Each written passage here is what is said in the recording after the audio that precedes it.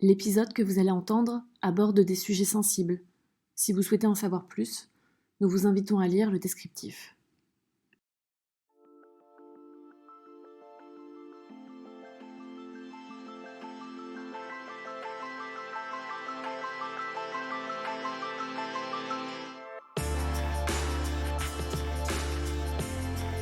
Bienvenue dans Abîme, le podcast qui parle de rupture amicale.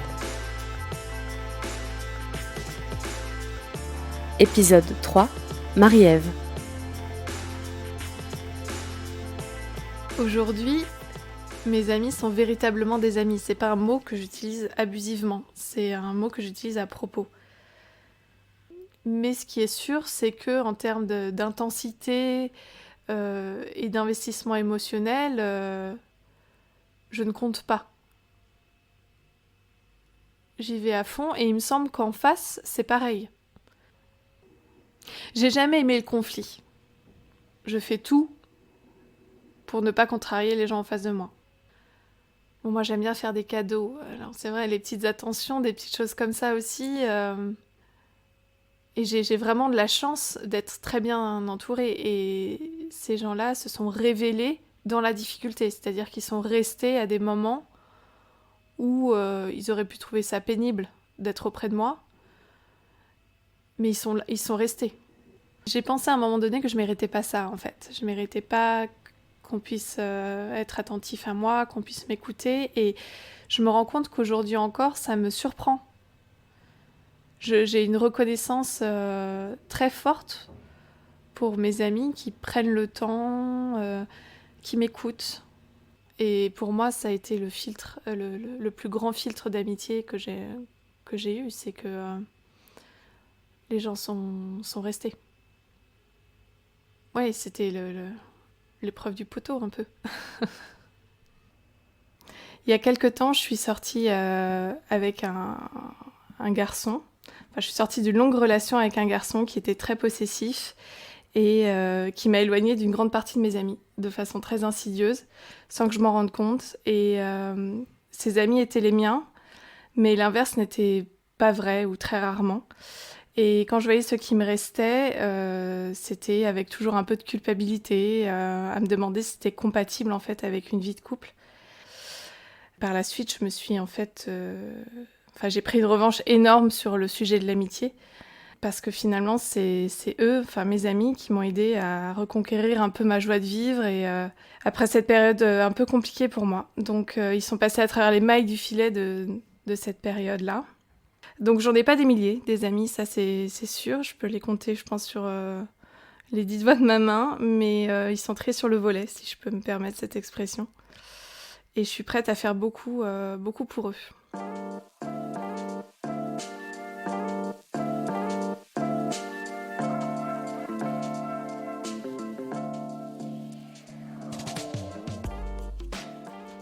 À la fin du primaire, mes parents ont eu beaucoup de difficultés à trouver un collège pour moi parce que j'étais une élève un peu difficile, un peu inadaptée, on va dire, au système scolaire. Et l'idée a émergé d'aller en internat. Donc j'étais très enthousiaste, contrairement à mes parents qui avaient entendu parler de cette option par un tierce, en fait, qu'il n'avait jamais envisagé. Et moi, je me suis tout de suite dit, ça va être formidable, je vais être avec des copines tout le temps, parce que ce n'étaient que des filles dans l'école en question. J'imaginais ça comme une espèce d'énorme colonie de vacances. Bon, c'était pas exactement ça dans les faits. Mais en tout cas, j'y suis allée avec beaucoup d'entrain, jusqu'à ce premier jour qui m'a remis un peu les pendules à l'heure. Donc j'ai rencontré mon ami en 6e, le tout premier jour où je suis arrivée dans cette école. Et dans les dortoirs, on était placés par ordre alphabétique. Donc en fait, on s'est retrouvés par le hasard de nos noms de famille. On avait nos 2 lits qui étaient placés côte à côte. On déballait nos affaires sur notre petit lit. C'était des lits en fer, en randonnion comme ça. Avec nos mères respectives. Et on avait toutes les deux une valise de la même couleur. On avait une valise turquoise, toutes les deux. Et c'est nos mères qui ont commencé à parler entre elles. Nous, on était très timides et puis surtout, je pense qu'on n'était pas trop préparés à ce qui nous attendait dans cet endroit. Donc, à la fois très impressionnés, triste aussi de voir un peu l'échéance de nos mères repartir très vite. Quelques temps plus tard, on s'est retrouvés dans la cour de l'école et je l'ai vue arriver de loin, je l'ai reconnue, je me suis dit tiens, c'est la fille qui a le lit à côté de moi. Et c'est elle qui m'a adressé la parole et qui m'a dit comment tu t'appelles déjà? Et voilà, et le soir même en fait, pour notre première nuit en internat, on s'est tenu la main. Alors on a fait ça assez longtemps, plusieurs mois. En fait, c'était une façon de nous soutenir l'une l'autre et il y avait l'espace en fait de nos deux bras pour se rejoindre entre les deux lits. On a passé 2 ans ensemble dans cet internat et je pense qu'il n'y a pas eu une seule nuit où on n'a pas papoté en fait. On était toujours à côté l'une de l'autre. L'année suivante, en 5e, on était en lit superposé, donc on pouvait plus se tenir la main, mais on trouvait des techniques plus rocambolesques les unes que les autres, jusqu'à se mettre dans le même lit et puis mettre le traversin dans l'autre pour faire croire qu'on dormait. Plier les matelas pour se parler à travers les lattes du lit. Bon, bref, c'était notre rébellion à nous, mais on discutait tout le temps, lumière éteinte au dortoir. Donc elle vivait très mal le fait d'être en pension, et peut-être finalement plus que moi. Mais je crois que le fait d'être là pour elle, de la soutenir, ça m'aidait à ne pas trop penser à comment moi je vivais les choses. Donc avec le recul, j'ai l'impression que c'était un échange de bon consentement. Elle me disait que j'étais son roc, mais finalement elle l'était en me laissant l'aider. On formait un duo atypique, elle était très blonde, j'étais très brune, elle était très bonne élève et moi j'étais un petit cancre. Mais malgré ça, on était vraiment très proches et il y avait cette sensation qu'on se connaissait depuis toujours presque. Peut-être justement parce qu'on était dans ce milieu où tout était intensifié, où on vivait un quotidien permanent ensemble, dû à l'internat. On passait la semaine ensemble, mais qu'on s'appelait aussi le week-end, comme si on ne se voyait pas suffisamment. À l'époque, on s'appelait sur les numéros fixes, son numéro que je connaissais par cœur d'ailleurs. Et on passait des heures à discuter au téléphone. Et le dimanche soir, il y avait aussi un petit rituel qui était mis en place puisqu'on rentrait à l'internat. Nos parents se garaient sur le grand parking devant la porte de l'école et on s'attendait toujours pour qu'on puisse passer le porche ensemble. Ça paraît un peu bête, mais c'était très important en fait. De re-rentrer pour une semaine dans cet endroit, mais toutes les deux. Et j'ai un souvenir assez précis du bruit des roulettes de nos valises sur les pavés. Et on disait rien. On y retournait et on était juste ensemble, mais ça suffisait. À la fin de la 5e, elle est partie. Parce que c'était vraiment trop dur pour elle. Donc moi, ça a été la double peine. Ça a été un peu l'enfer à ce moment-là, parce que non seulement mon amie partait, mais en plus je redoublais. J'ai eu vraiment peur de ne pas retrouver d'amitié comme celle-ci. Mais finalement, ça a été le cas, parce que le contexte de l'internat fait que finalement, tu te rapproches facilement de tes copines. Surtout, on a gardé un lien, toutes les deux. Bon, évidemment, qui n'était pas aussi fort, mais qui était continu. Ça n'a jamais arrêté. On continuait à s'appeler le week-end. Moi, j'allais souvent la voir aussi chez elle. Dans son collège, elle a rencontré pas mal d'amis et aussi son amoureux de toujours. Et puis après est venue la fac et là, on faisait des soirées étudiantes, surtout que son copain était dans la même fac que moi. Donc, ça nous faisait un lien supplémentaire. Ils avaient une très belle relation, tous les deux. Vraiment une relation que j'admirais. Ils s'étaient rencontrés à 15 ans. Je trouvais ça assez fascinant de construire un amour comme le leur si tôt et sur la durée. Et là encore, il n'y avait pas de jalousie, il y avait juste une forme de fascination chez moi, de me dire c'est possible, ça existe. Et j'étais très fière d'elle, de voir qu'elle pouvait ressentir des choses aussi fortes que moi j'avais du mal à trouver dans mon cœur à moi, enfin dans mon ressenti amoureux à moi. Et peu importe Enfin, je veux dire, ça n'avait pas d'incidence sur notre amitié. Je n'y voyais pas une forme d'empiètement sur notre relation à nous. Donc c'est une histoire d'amour qui prenait énormément de place dans sa vie. C'était essentiel au sens propre du terme. Donc c'était elle, mais avec lui. Mais comme c'était aussi mon ami, ça me posait aucun problème. C'est juste que ça pouvait me faire peur parce que ça m'était complètement inconnu. Je l'ai toujours trouvée très belle, très intelligente, brillante à l'école. Et même si je faisais une comparaison avec moi, là encore, il y avait pas de... J'étais pas envieuse, j'étais pas jalouse, j'étais juste contente qu'elle fasse partie de ma vie. Et c'était très équilibré parce qu'elle me disait la même chose. C'est une espèce de bienveillance réciproque. L'été de nos 23 ans, je vivais à la fois une relation à distance puisque mon copain était aux Pays-Bas et aussi une expérience assez flippante, à savoir que un homme beaucoup plus âgé que moi, que j'avais rencontré dans un contexte professionnel, me harcelait. Et malgré ce que j'en disais, je pense que j'étais assez affectée par cette situation et que j'étais très auto-centrée par rapport à cette expérience. Et de ce fait, pas très à l'écoute. Cette même année, mon amie traversait une période vraiment très difficile. Déjà, elle se sentait en échec dans ses études, ce qui était pour elle vraiment très difficile puisque elle était brillante, ou en tout cas, c'est comme ça que les gens l'apercevaient.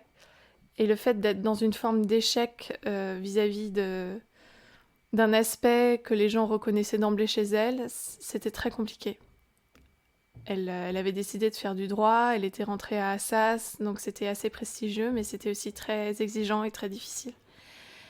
Et elle avait des partiels de rattrapage et elle était très angoissée à l'idée de ne pas valider son année. Et par ailleurs, autre gros morceau qui prenait évidemment tout le reste, ils avaient décidé avec son copain de faire une sorte de pause dans leur relation, puisqu'ils étaient ensemble depuis des années. Et ils s'aimaient toujours, c'était pas la question, mais ils voulaient, étant donné qu'ils prévoyaient de passer leur vie ensemble, de peut-être expérimenter d'autres choses, rencontrer d'autres personnes, tout en gardant une forme de fidélité amoureuse, de fidélité du sentiment.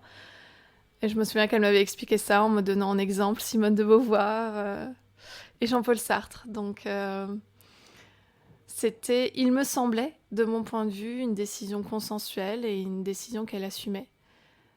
Mais en fait, c'était absolument pas le cas, puisque au moment où son copain a rencontré quelqu'un et que cette personne est devenue trop importante dans sa vie aux yeux de mon amie, elle a commencé à se dire qu'il y avait des sentiments entre eux et c'était très difficile pour elle.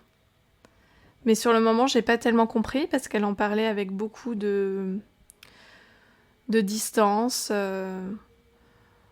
en disant que peut-être qu'il commence à avoir des sentiments, mais qu'elle, de son côté, elle était aussi libre de faire ce qu'elle voulait. Elle avait rencontré un garçon, mais elle ne ressentait rien d'équivalent à ce qu'elle avait pu vivre avec son copain auparavant. Il y avait cette question du déséquilibre, en fait. Qu'en face, en plus, son copain était parti à Toulouse. Enfin, je dis son copain, mais parce que ça l'était toujours dans les faits, en fait. C'est toujours son amour. Et il était parti à Toulouse, donc il y avait aussi cette distance géographique qu'elle supportait très mal. On était en train de se balader sur les bords du canal Saint-Martin. On s'est posé devant les cinémas MK2. On regardait l'eau et j'ai eu cette question assez con. Je lui ai demandé comment elle s'appelait, cette fille. Et elle m'a regardée de ses yeux bleus, là, immenses, et puis elle m'a dit « Je te le dirai pas, parce que je veux pas qu'elle existe. »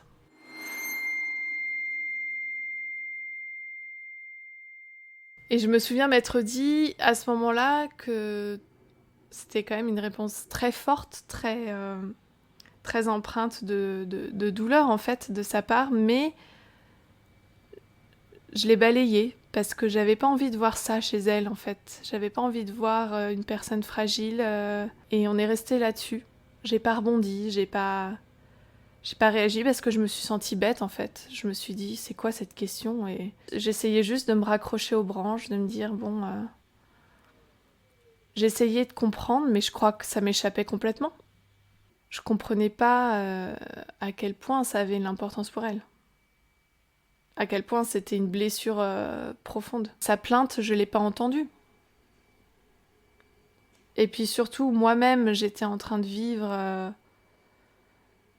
je me débattais aussi sentimentalement à ce moment-là parce que j'avais rencontré un garçon à la fac qui était autre que mon copain de l'époque. Et donc il fallait que je solutionne ça. Et je lui en ai parlé et je pense que je l'ai assommé avec cette histoire. Il n'y a pas eu d'équilibre des paroles à ce moment-là. Et je me souviens m'être dit que elle n'avait pas compris ce que je vivais. Donc il y avait, pour la première fois, une incompréhension mutuelle. Une incompréhension qu'on avait déjà ressentie 2 ans auparavant. On était partis en Inde, 6 semaines. Ça, c'est une véritable épreuve pour n'importe quel couple, hein, que ce soit un couple amoureux ou un couple amical. Parce que devant l'adversité d'un autre pays, devant les difficultés du voyage, parce qu'on avait vraiment voyagé à la route, on avait eu des incompréhensions, mais d'ordre matériel. Là, c'était autre chose. On avait une incompréhension de problématiques d'adultes et on était chacune enfermée dans notre sujet. Donc c'est vrai que je me suis dit qu'elle me parlait beaucoup d'elle et qu'elle m'avait pas trop écoutée. Au-delà de cette sensation de manque d'écoute de sa part, il y a aussi eu l'idée chez moi de lui prouver que je vivais aussi des choses. Qu'elle, elle traversait un moment compliqué, qu'elle vivait des trucs dingues, mais que moi aussi. Une espèce de rééquilibre de l'expérience. Ce qui est sûr, c'est que j'ai pas du tout vu venir le point de rupture. J'ai senti un malaise entre nous, mais j'ai pas saisi la gravité de ce qui était en train de se passer à ce moment-là. Parce que c'était une amitié qui m'était acquise coûte que coûte. Je me posais même pas la question, en fait, de l'éloignement. On s'est pas parlé à la suite de cette soirée pendant un bon mois, mais c'était pas volontaire, c'est juste que moi j'étais lancée dans ma vie trépidante. Et puis j'ai reçu un SMS pour mon anniversaire. C'était Bonne annif Poulette. C'était déjà un peu inhabituel, dans le sens où c'était plutôt court et que surtout on s'appelait, normalement, pour nos anniversaires. Et cette même année, elle est de mars, j'avais oublié son anniversaire, je m'étais trompée d'1 mois. Elle l'avait pas mal pris, mais je me souviens que c'était la première année que ça m'arrivait. J'ai répondu à son texto assez simplement, en disant merci Poulette ou quelque chose comme ça, et sans vraiment demander des nouvelles, parce qu'en fait on avait prévu de se retrouver à la fin de l'été pour partir quelque part, faire un petit break avant la rentrée, souffler. Et je me suis dit que ce serait l'occasion de discuter, quoi qu'il arrive, de vive voix, c'est toujours mieux. Et un matin, il y a le téléphone qui a sonné assez tôt. Il devait être 7h, comme c'était les vacances, je dormais encore. Et mon père est entré assez doucement dans ma chambre et il m'a dit réveille-toi tranquillement et quand tu veux, tu viens me voir. Donc j'étais un peu dans les vapes et surtout c'était très inhabituel que mon père vienne comme ça dans ma chambre, me demander de me réveiller. Bon, donc ça m'intrigue suffisamment pour me lever. Et là, j'ai cette image assez précise qu'il y avait mon sac au pied de mon lit, un sac que j'avais préparé pour rejoindre mon ami le jour même, pour justement décider d'où on allait aller pour ces quelques jours de vacances. Donc je suis arrivée dans le salon et mon père m'a juste pris par les épaules et puis il m'a dit elle est morte, elle s'est suicidée. Et là, c'est vraiment l'effondrement. En fait, j'ai pas d'autres mots. Je sais pas expliquer ce qui se passe à l'intérieur de moi, à part que c'est un vide sidéral qui laisse la place à une douleur que j'avais jamais ressentie avant. Ça a fait 10 ans cet été et je retrouve l'intensité de ce moment en fait. Bon, après, je suis rentrée dans une période de déni total. Le déni le plus total, parce que voilà, j'allais la retrouver dans la journée, on avait ces projets, on s'était dit que on serait les témoins l'une de l'autre, que on serait les marraines de nos enfants. Et tout ça, ça n'existait plus quoi, en un instant. Je me disais, c'est un coup monté. Comme elle était en fac de droit, je me disais qu'on recrutait des gens dans les facs, des histoires de témoins protégés, qu'elle était comme elle adorait l'Amérique latine, qu'elle devait être partie là-bas en fait, et qu'elle me ferait signe le moment venu. Et puis il y a eu cette fois aussi où je sortais de la fac, c'était des mois plus tard, je pense facilement 1 an plus tard. Et en fait j'ai vu une fille dans la rue qui lui ressemblait vraiment étrangement et j'ai couru après. Et je me suis rendu compte à ce moment-là à quel point c'était absurde et à quel point il fallait à un moment donné que je me confronte à cette réalité, qu'elle était plus là.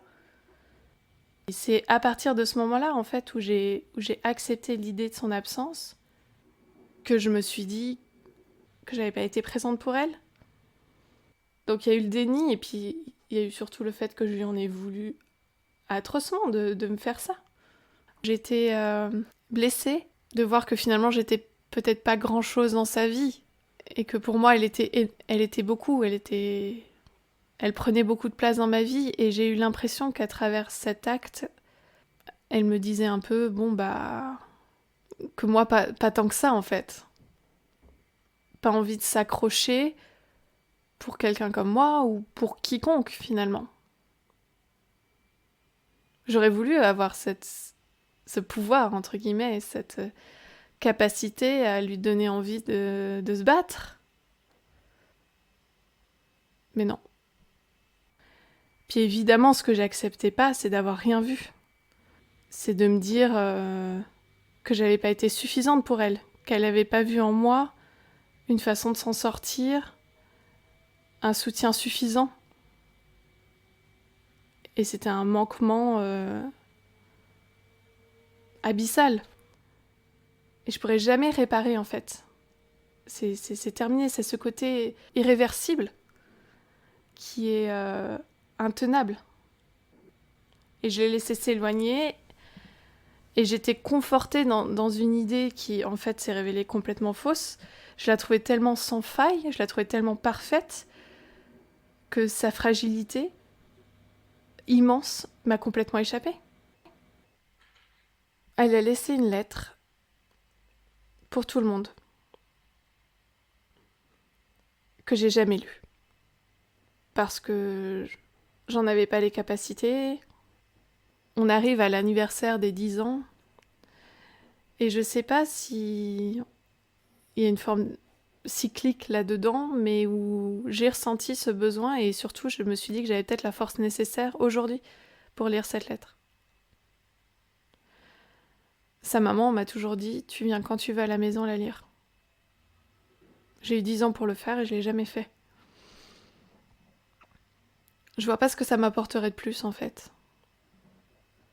Et dans cette lettre, elle disait que c'est devenu insupportable d'être dans l'échec, à la fois dans ses études, mais aussi essentiellement par rapport à sa relation amoureuse. Finalement, ce qu'elle avait essayé de me dire, enfin qu'elle m'a dit, mais que j'ai pas entendu, que j'ai pas compris sur le moment. Donc peut-être le fait de ne pas lire cette lettre pour moi, c'était une façon de ne pas me confronter à mon manquement, quoi. Au fait que j'avais pas su l'écouter. Donc ça a impliqué le fait que pendant plusieurs années, j'ai eu beaucoup de mal à m'investir en amitié. C'est vraiment très clair. Et en amour aussi, parce que finalement, mon amie est morte d'un chagrin, d'amour inconsolable. Donc sans faire la psychologie de comptoir, je pense que ma plus grande peur, ça a été, et encore parfois aujourd'hui, ça ressort sans prévenir, c'est de voir des personnes que j'aime profondément et pour lesquelles je me suis permise des sentiments de disparaître de ma vie. Donc, développer des relations fortes comme ça, où tu es autant attaché aux gens, avec ce risque de détachement tellement brutal, ça me fait peur. Donc je me demande parfois à quoi ça sert de se lancer dans cette espèce de grande aventure des relations humaines, de se mettre dans une telle situation de vulnérabilité, avec toujours cette menace, cette épée de Damoclès de la perte, qu'elle soit physique ou sentimentale, parce que les gens peuvent aussi disparaître de façon moins radicale évidemment qu'un suicide, mais peuvent disparaître tout simplement. Et le chagrin qui s'ensuit, le chagrin d'amitié, qui est quelque chose qu'on n'appréhende pas, qu'on ne nous apprend pas. Les chagrins d'amour, on entend parler de ça de toujours. Les histoires de princesses et compagnie. Mais un chagrin d'amitié, ça n'existe pas dans l'imaginaire collectif. C'est quelque chose qui est très personnel, qui est propre à chacun, et on n'a pas d'outils pour s'en soigner. Elle traîne toujours un peu en moi, quelque part, parce que finalement, je ne serais pas cette amie-là sans elle, sans cette épreuve qu'elle m'a fait traverser. Et je pense que ça m'a rendue peut-être plus attentive à mes amis,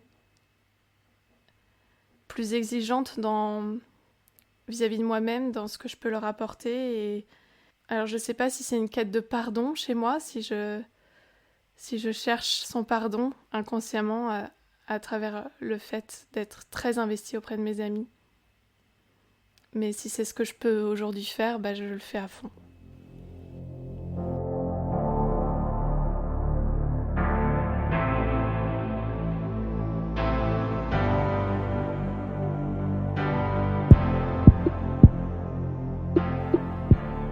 J'ai ressenti sa présence à plusieurs reprises. À chaque fois que je vis quelque chose d'un peu fort, d'un peu inhabituel, il y a une forme de convocation inconsciente. Je crois qu'aujourd'hui, j'ai trouvé une forme d'apaisement. Il y a toujours cette culpabilité, mais je peux plus rien y faire aujourd'hui. J'ai compris. Je lui ai dit dans ma tête que je l'avais comprise. Je comprenais pourquoi elle avait fait ça et que ça n'enlevait pas le fait que j'étais profondément et éternellement désolée de ne pas l'avoir vue, mais que je respectais en fait son choix. C'était plus ça. Je sais où on a dispersé ses cendres et c'est un endroit où j'aime aller, où j'aime la retrouver, entre guillemets. Mais bon, elle est aussi dans ma tête. Et puis, c'est une phrase un peu bateau qu'on dit souvent quand on perd les gens. On dit qu'ils continueront de vivre dans les cœurs des cœurs qui battent toujours. Et le mien, il bat pour elle, c'est sûr.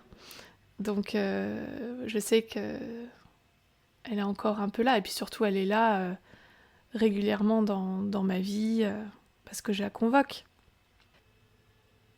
Mais je la vois parfois, je la vois dans des personnes. Je me dis, tiens, c'est fou. Elle lui ressemble.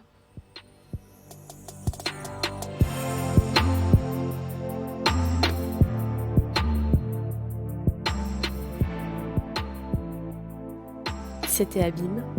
À très vite pour le prochain épisode.